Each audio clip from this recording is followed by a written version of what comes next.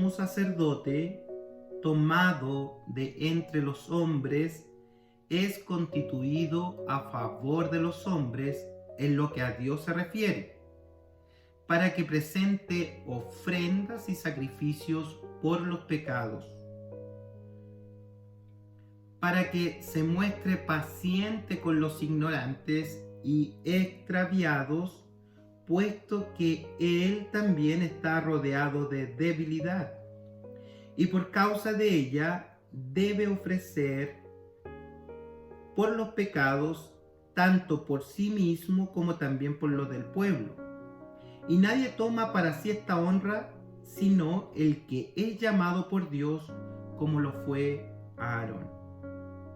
Así tampoco Cristo se glorificó a sí mismo haciéndose sumo sacerdote, sino el que le dijo: tú eres mi hijo, yo te he engendrado hoy, como también dice en otro lugar: tú eres sacerdote para siempre, según el orden de Melquisedec. Y Cristo, en los días de su carne, ofreciendo ruegos y súplicas con gran clamor y lágrimas al que le podía librar de la muerte, fue oído a causa de su temor reverente. Y aunque era hijo, por lo que padeció, aprendió la obediencia. Y habiendo sido perfeccionado, vino a ser autor de eterna salvación para todos los que le obedecen. Y fue declarado por Dios sumo sacerdote según el orden de Melquisedec. Amén. Bueno, hoy avanzamos entonces con la serie El Salvador Inmutable, y siempre es bueno que tengamos frente a nosotros el objetivo que tiene el escritor al redactar estas líneas inspiradas por el Espíritu Santo. Y esto es que él busca con este escrito animar a unos hermanos que están obviamente desanimados, cimentar la fe de ellos, puesto que muchos de ellos son judíos que se han convertido por la gracia del Señor al cristianismo, pero que de cierta forma han encontrado una motivación para volver a las prácticas del judaísmo. Vale decir, quieren dejar la gracia para volver a las prácticas de la ley. Son cristianos. Es una comunidad, se estima, que está cercana a Roma y que está siendo perseguida sobremanera por causa de su fe, porque ellos no adoran al emperador. Necesitan entonces ser reconfortados, necesitan ser animados, necesitan ser fortalecidos.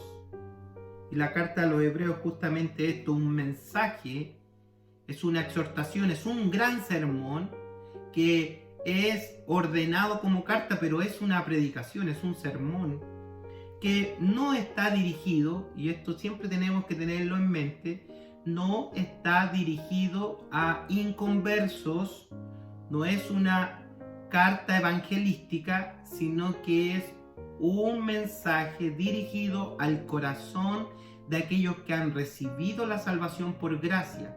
Y lo que está haciendo es poniendo fundamentos sólidos a su fe para que comprendan la supremacía de estar en la gracia, que Cristo es superior a todo, que tener a Cristo en el alma, tener a Cristo en el corazón, es tener lo mayor, lo mejor, lo sublime, lo supremo.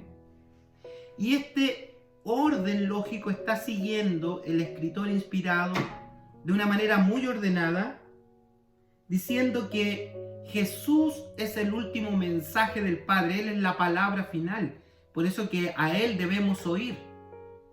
No tenemos que dejar de oír la voz del Señor, porque Él es la última palabra. Jesús es superior a los profetas, es superior a los ángeles, es superior a Moisés, que fue el mediador entre el pueblo y Dios. Nos decía en sermones pasados que también era superior a Josué, el líder del pueblo, que los hizo entrar en el reposo en la tierra prometida.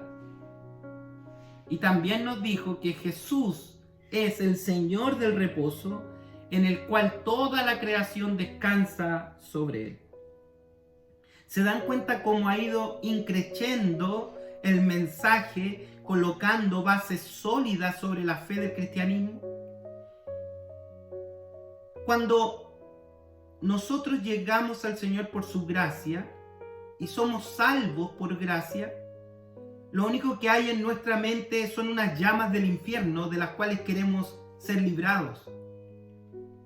Pero cuando venimos a la carta a los Hebreos, nos vamos a encontrar con mucho más que un infierno que temer, sino nos vamos a encontrar con lo sublime y glorioso que es la persona del Salvador.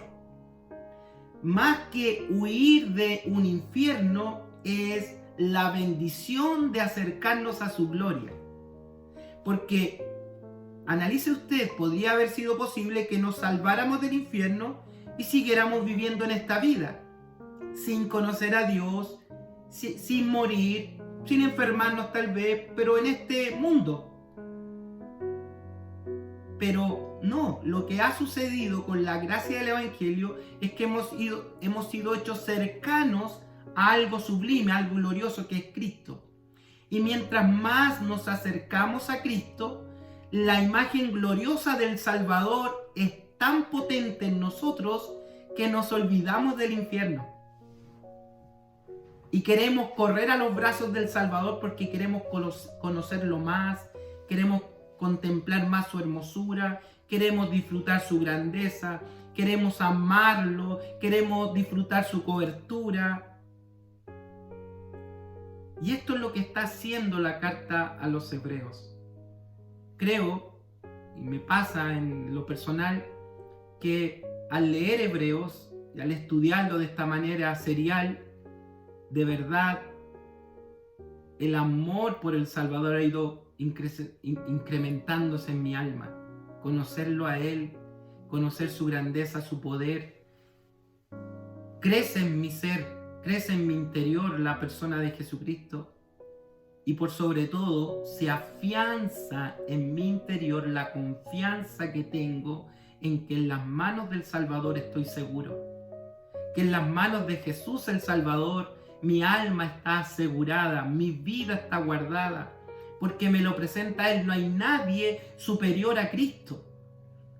Y en ese sentido tengo tal seguridad de mi salvación y de la obra que Él ha hecho en mi vida, que no tengo por qué dudar, no tengo por qué temer, no tengo por qué retroceder, no tengo por qué razón cambiaría algo tan sublime por algo terreno o por algo temporal. Por eso es que ahora sigue el escritor inspirado y ahora va a ponernos el punto cúlmine del ministerio del Señor, y ahora lo va a comparar con el sumo sacerdote Aarón y el sacerdocio. Y esto sería muy difícil de comprender para nosotros porque no estamos habituados a la terminología sacerdotal. No estamos habituados de lo que significa el sacerdocio y los ritos del sacerdocio que estaban estipulados en la ley y que los judíos sabían perfectamente. Por eso que el escritor va a ocupar varios capítulos en este tema. Hoy vamos a comenzar a ver al sumo sacerdote, pero vamos a ir revisando varios tópicos del sumo sacerdote en el capítulo 5, capítulo 6, capítulo 7, capítulo 8, 9 y algo en el 10. O sea, fíjese cómo gran parte de la carta el escritor se va a preocupar de este sumo sacerdote que nosotros tenemos. Y hoy lo presenta como un sumo sacerdote superior. En el capítulo 4 se nos advirtió que los salvados no tienen razón para vivir en incredulidad. No hay razón. Y nos comparó el ejemplo de alguien que fue incrédulo. El pueblo, los peregrinos fueron incrédulos y perecieron. Y el Señor dice, pero nosotros, los que hemos creído, hemos entrado en un reposo superior. Hemos entrado a reposar en Cristo. Entonces, si estamos en Cristo, si reposamos en Cristo, no hay pero ninguna razón para que nuestra vida ande con incredulidad.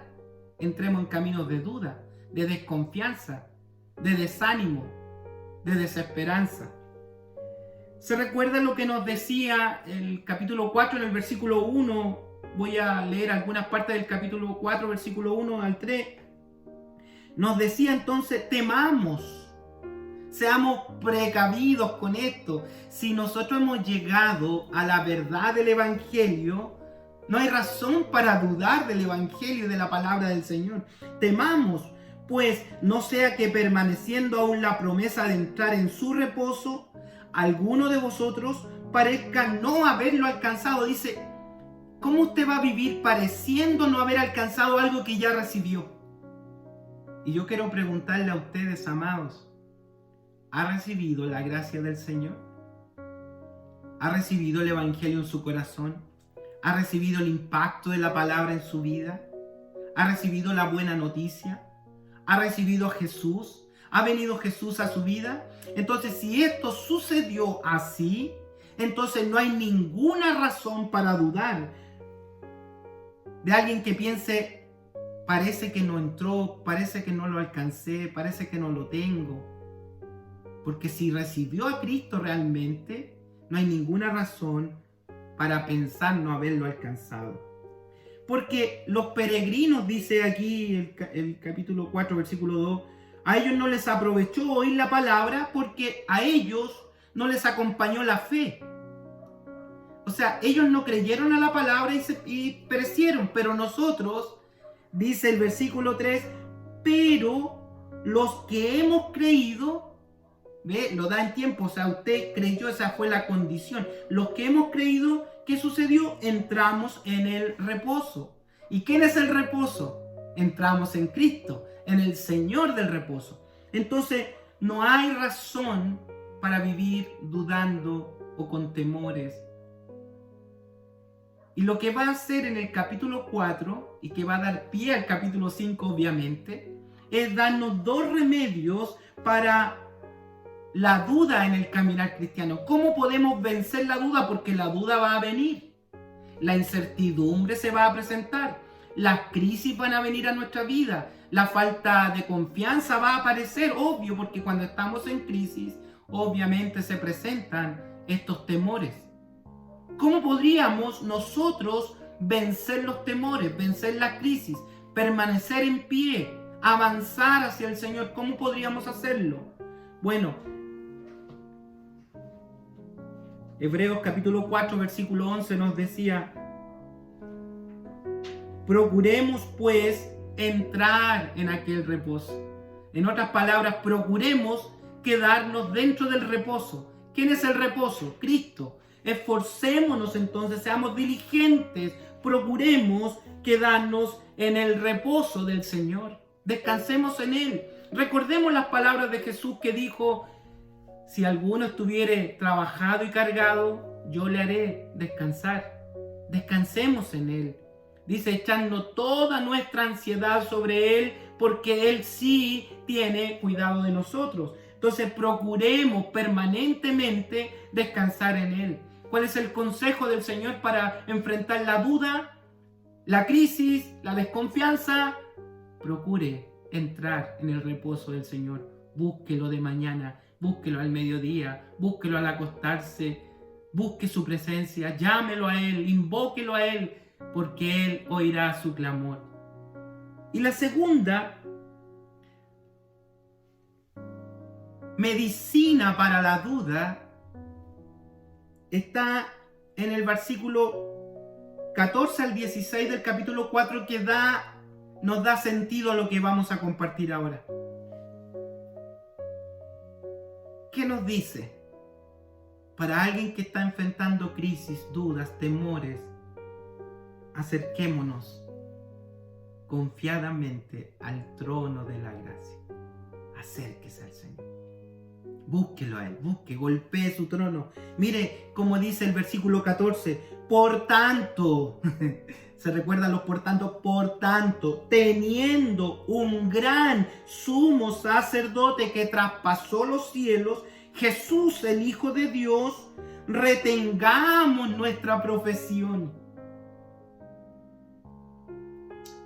Profesión tiene que ver con título, con ejercer algo, con ser hijos de Dios. Dice el apóstol Juan, en una de sus cartas, dice que nosotros somos llamados hijos de Dios. Entonces, ¿qué nos dice? Retengamos nuestro título, nuestro llamado. Somos hijos del Señor. Porque no tenemos un sumo sacerdote que no pueda compadecerse de nuestras debilidades. Porque debilidades tenemos. Somos débiles. Pero tenemos un sumo sacerdote que se compadece de nosotros. Uno que fue tentado en todo según nuestra semejanza, pero él sin pecado. Y versículo 16. Entonces, si hay un sumo sacerdote que se va a compadecer de nosotros, nos dice, te invito a entrar en mi reposo. Y usted podría decir, ¿y cómo entro en tu reposo, Señor? Acerquémonos pues confiadamente al trono de la gracia. Ya no es un trono de juicio como el de la ley, un Dios sentado en un trono juzgando al pecador. Este es un trono de misericordia, es un trono de gracia, donde está el sumo sacerdote sentado. Un trono de gracia para alcanzar ¿qué cosa? Juicio, para alcanzar reproche. Pero ¿cómo eres tan débil? Pero ¿cómo tienes temores? Pero ¿cómo no tienes fe? Pero ¿cómo no tienes fuerza? Pero ¿cómo quieres irte de la iglesia? Pero ¿cómo quieres dejar todo tirado? Pero ¿cómo? No, dice, para alcanzar misericordia y hallar gracia para el oportuno socorro. Para el socorro que necesito oportunamente para que no se caiga, para que no resbale. Y aquí en ningún momento está hablando de perder o ganar la salvación. Está hablando de fortaleza espiritual.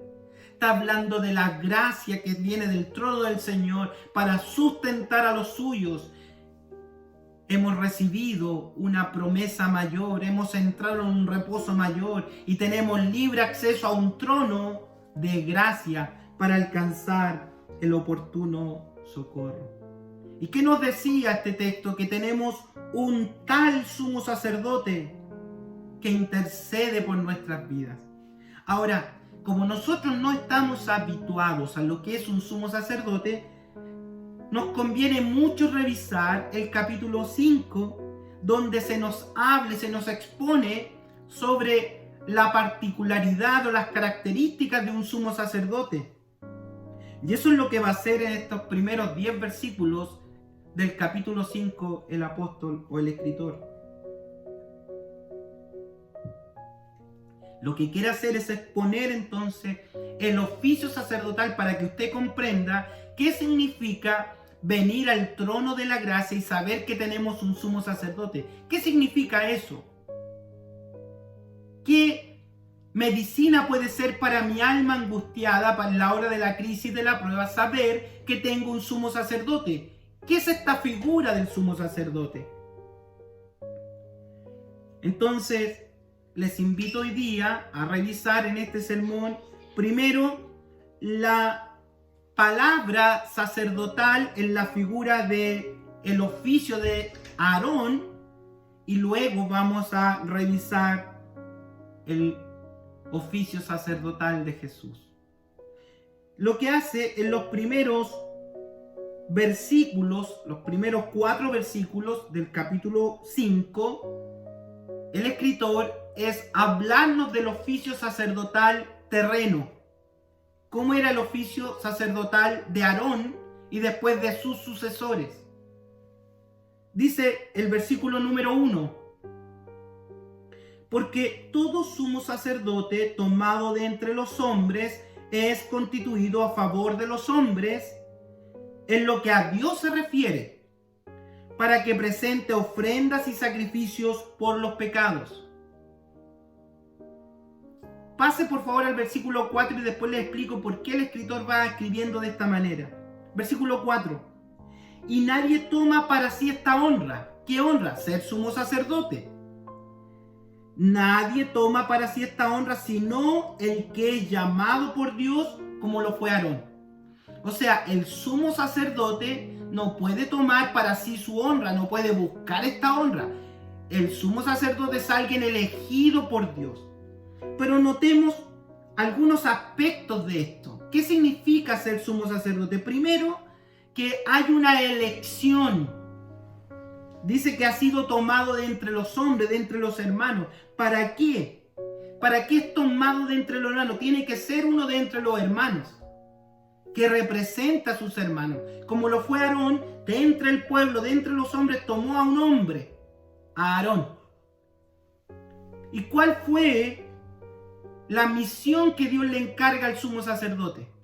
La misión es ser constituido a favor de los hombres en cuanto a las cosas de Dios se refieren. Dios lo tomó de entre los hombres, es un humano de carne y hueso, no es que es un ángel, no es un ser superior, no es porque tiene un título de sumo sacerdote es mejor que el resto. No, es uno tomado de entre los hermanos con una elección divina y con una misión de estar a favor de los hombres. ¿Con qué oficio? ¿Cuál es la misión que tiene? ¿Cuál es el oficio que tiene que ejercer? Es presentar sacrificios por los pecados de los hombres. Ahí está su misión. Lo que tenía que hacer el sumo sacerdote era ministrar en las cosas sagradas en cuanto a las cosas de Dios se refiere.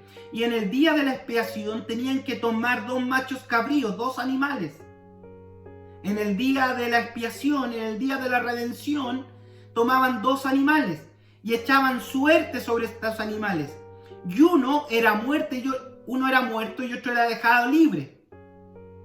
Y el sumo sacerdote ponía las manos sobre el que quedaba libre y lo declaraba libre y lo dejaban ir. Y por otro lado, tomaban al macho cabrío que debía morir y lo degollaban y tomaban su sangre y el sumo sacerdote presentaba delante de la presencia del Señor en el tabernáculo, en el lugar santísimo, presentaba esa sangre para remisión de pecado de los hombres. Más características que debía tener este sumo sacerdote. Tenía que enseñar a los ignorantes, tenía que buscar a los extraviados, tenía que informarles que había una gracia bendita a favor de ellos a través de la ley. Dice el versículo 2, para que se muestre paciente con los ignorantes y extraviados. ¿Cuál era su carácter? ¿Cómo tenía que ser el sumo sacerdote? Paciente. ¿Con quiénes? Con los que ignoraban las cosas del Señor. O sea, él tenía que tener una lucidez, una claridad en cuanto a las cosas de Dios, y él tenía que enseñar al pueblo que tenían que venir a la presencia del Señor. Ese era su oficio, ese era su carácter. Un carácter paciente con los ignorantes y los perdidos.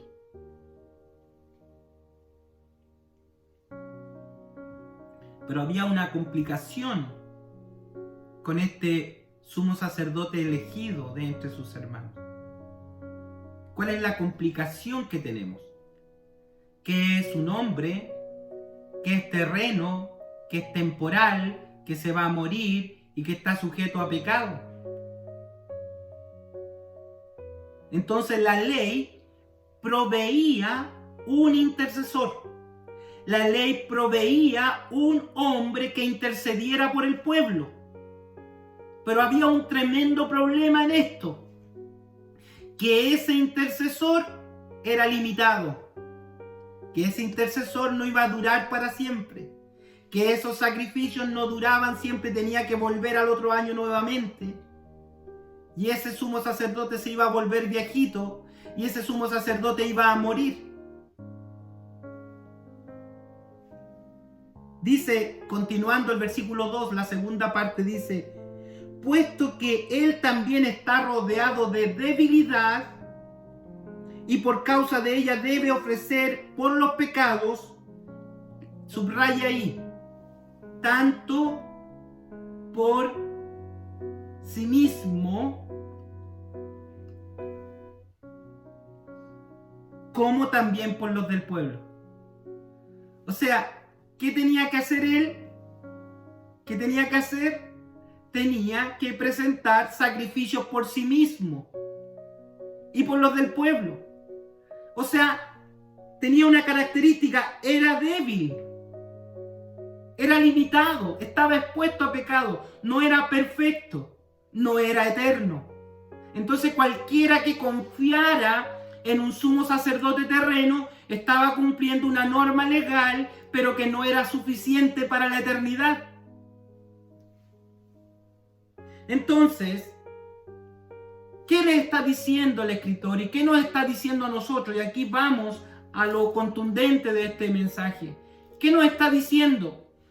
Recuerden, los hermanos de la iglesia, estos hebreos, estos hermanos quieren volver a las prácticas antiguas.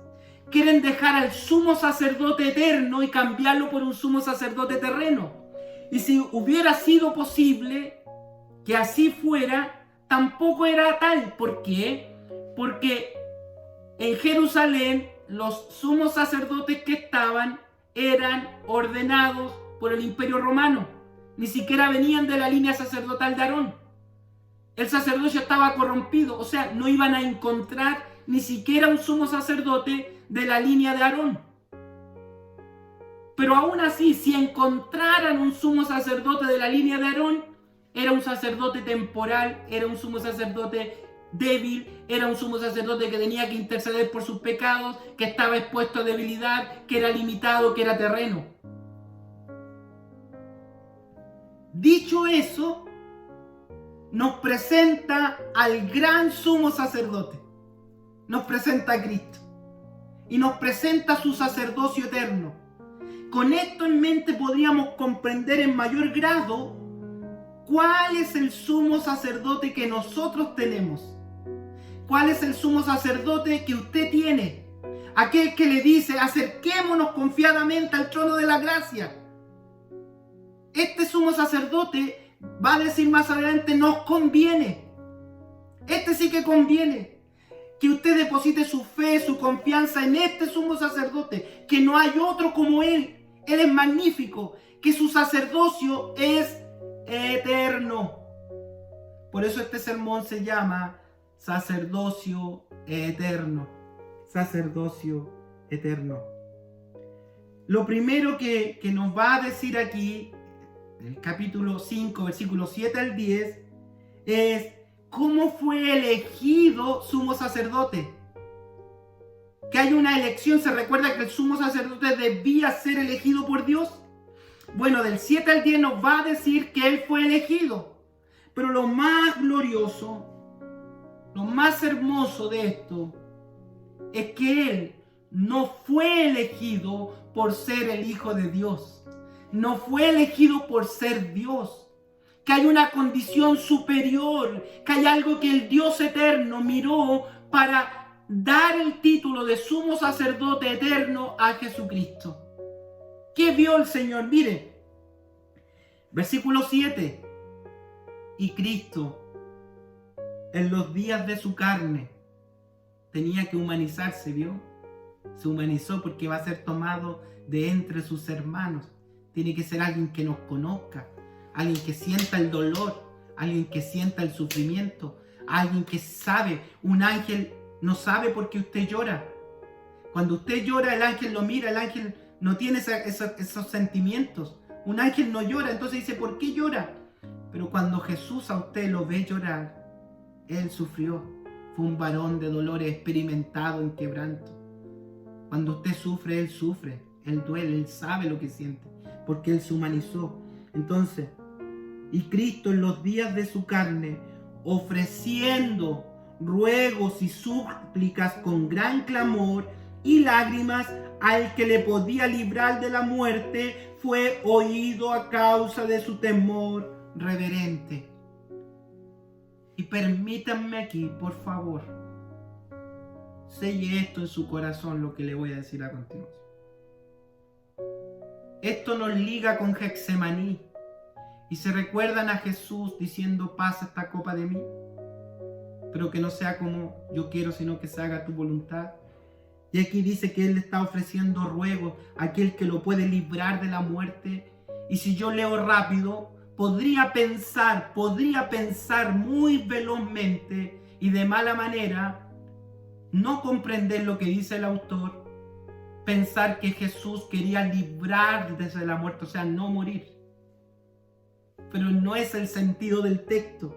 Lo que nos está diciendo el texto, que lo que Él ruega a su Padre, que no lo deje atrapado con las garras de la muerte, que Él quiere resucitar, que Él va a morir, pero que su sacrificio sea aceptado en el trono del Señor. Y si es aceptado en el trono del Señor, Él va a resucitar. Que sea un sacrificio perfecto, un sacrificio aceptado por el Dios. Y sabemos que fue aceptado, sí, porque resucitó. Esta oración fue respondida. La muerte no pudo con Él. El Señor lo resucitó de entre las muertes. ¿Por qué necesitaba resucitar de entre los muertos? ¿Por qué? Porque iba a cumplir su oficio sacerdotal de intercesión por mí y por usted. Porque Él tenía que subir al trono del Señor e interceder por los débiles. Interceder por los que van caminando en este mundo de crisis, de dolores, de enfermedades, de penas, de temores. Él tenía que resucitar. Entonces esta oración, cuando Él ora para que la muerte no lo retenga, es porque Él quiere subir al trono del Señor y cumplir su oficio sacerdotal. Mire, lea el versículo 8. Y aunque era hijo, aleluya, aunque era el hijo de Dios, por lo que padeció, aprendió la obediencia. Y habiendo sido perfeccionado, vino a ser autor de eterna salvación. Dios es perfecto, pero ¿por qué nos habla de que fue perfeccionado? ¿Qué es lo que es perfeccionado? Es el sacrificio. Se recuerda que el sacrificio de los machos cabríos tenía que hacerse todos los años. Se recuerda usted que el sacrificio los hombres no los libraba de la eternidad del infierno. Se recuerda usted que el sumo sacerdote era débil, pero con el sacrificio de Cristo fue perfeccionado todo. Y este sacrificio es único, una sola vez y para siempre. Él no tiene que volver a morir el otro año. No tiene que volver a morir cada año. Fue perfeccionado. Es un sacrificio perfecto. Por eso que vino a ser el autor de eterna salvación, amados. ¿Quién es el autor de su salvación? Jesús, el sumo sacerdote. No son sus obras, no son sus méritos, no son sus capacidades. Usted no invente el camino de la salvación. Usted no le ponga reglas a la salvación. Usted no diga: voy a ser salvo por esto, por esto, por esto y por esto. No. El autor de eterna salvación es uno y ya hizo un sacrificio perfecto, único, una sola vez y para siempre. Por eso vino a ser autor de eterna salvación. ¿Pero para quién? Termine leyendo el verso 9, por favor. Para todos los que le obedecen. ¿Está escuchando la voz del Señor? Si oyeres hoy su voz, no ponga duro su corazón. Ablande su corazón con esta palabra de gracia. Yo estoy contigo. No navegues a la deriva. Escucha mi palabra. Mi palabra es la final. Yo te salvé, yo te redimí. Corre, teme, no vivas en incredulidad, corre, refúgiate en el Señor, refúgiate en su reposo, corre a su trono y su trono siempre será un trono de gracia. Vas a encontrar oportuno socorro con misericordia. Hoy, si no fuera por la misericordia del Señor, seríamos consumidos. Y el versículo 10 dice: y fue declarado, a causa de esto, fue declarado sumo sacerdote. Más adelante hablaremos del sacerdocio de Melquisedec. No quiero enredarlos este día, sino quiero seguir con esta elección. Y quiero terminar este sermón con las calificaciones de este sumo sacerdote que tenemos. ¿Cuáles son sus calificaciones? ¿Cuáles son sus características? Bueno, aquí permítanme un pequeño paréntesis para que usted comprenda cómo escribe el escritor a los hebreos, y por eso cuesta un poco comprender la carta. Acá no hay comillas, no hay cierre comillas, no hay definiciones como Jesús le dijo, no, va exponiendo, va dando argumentos y luego va citando una exposición o va exhortando a los hermanos. Entonces, entre que expone, exhorta, vuelve a exponer, vuelve al principio, vuelve atrás. Por eso el sermón número 4 tuve que leer con ustedes para entender. Ahora, él va a venir con una serie de exhortaciones, pero recién en el capítulo 7 vamos a encontrar como que concluye esto. Por eso quiero llevarlos ahora al capítulo 7, versículo 23 al 28, para que veamos las calificaciones de este sumo sacerdote que tenemos nosotros en el trono de la gracia de Dios. Y esto es para que usted viva confiado, para que usted garantice su fe en la salvación que ha sido dada por gracia a su vida. Voy a leer capítulo 7, versículo 23 en adelante, y espero que usted lo siga conmigo la lectura.